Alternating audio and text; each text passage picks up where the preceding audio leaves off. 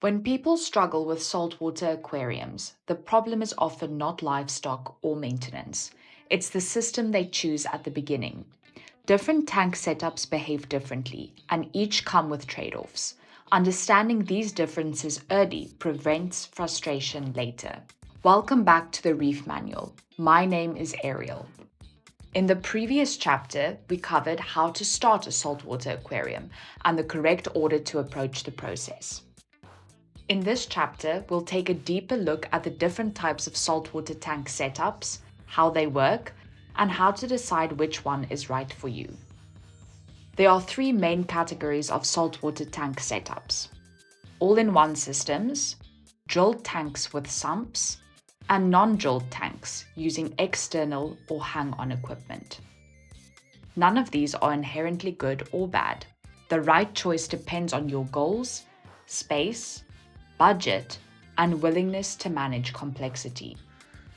The first type is the all-in-one aquarium, commonly referred to as the AIO. In an all-in-one system, filtration is built directly into the tank, usually in a rear chamber hidden behind a false wall. Water flows from the display into this rear section, passes through the mechanical and biological filtration, and is then returned to the main tank. All-in-one tanks are popular because they simplify setup. There's no external plumbing, no overflow tuning, and fewer parts to assemble. For someone new to saltwater, this can reduce the number of potential mistakes early on. Most all-in-one tanks are designed to be visually clean, with equipment hidden from view, which appeals to many beginners. However, all-in-one systems have limitations.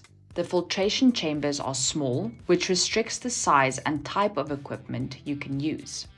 Upgrading later can be difficult or impossible without modifying the tank. Water volume is also limited, especially in smaller AIO systems, which reduces stability. All-in-one tanks work best when expectations are kept realistic and stocking is conservative.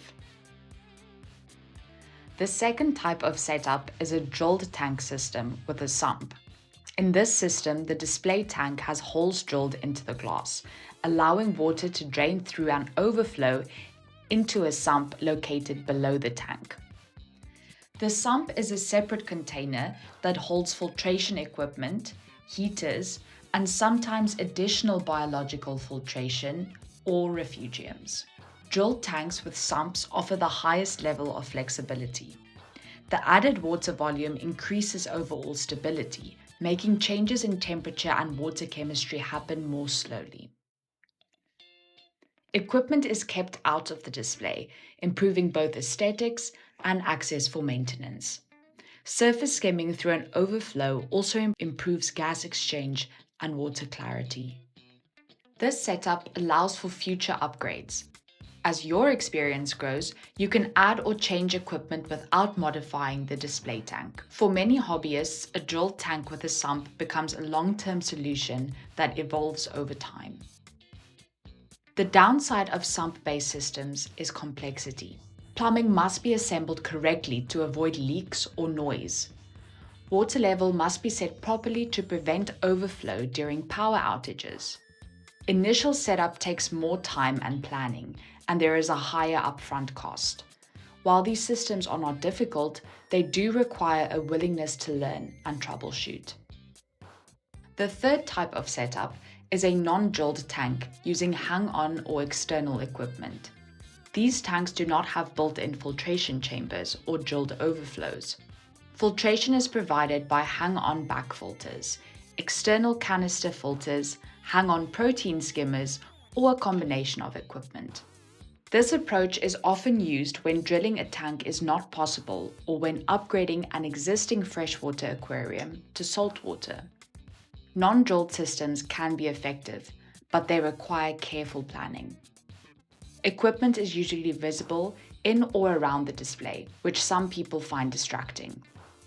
Surface fill management can also be more challenging without an overflow system.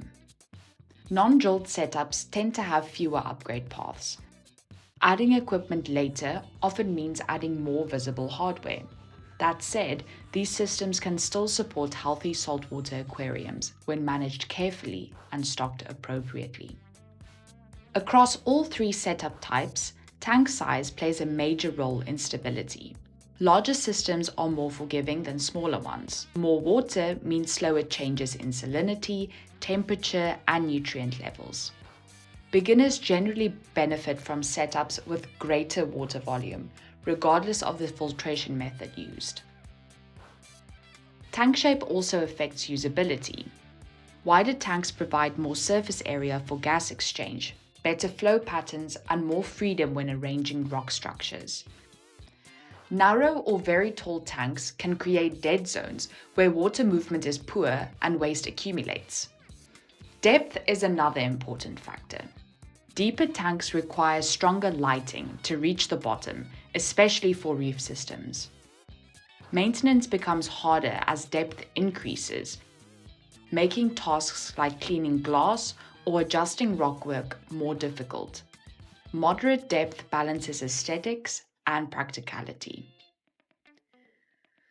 When choosing between these setups, it's important to think beyond the first few months.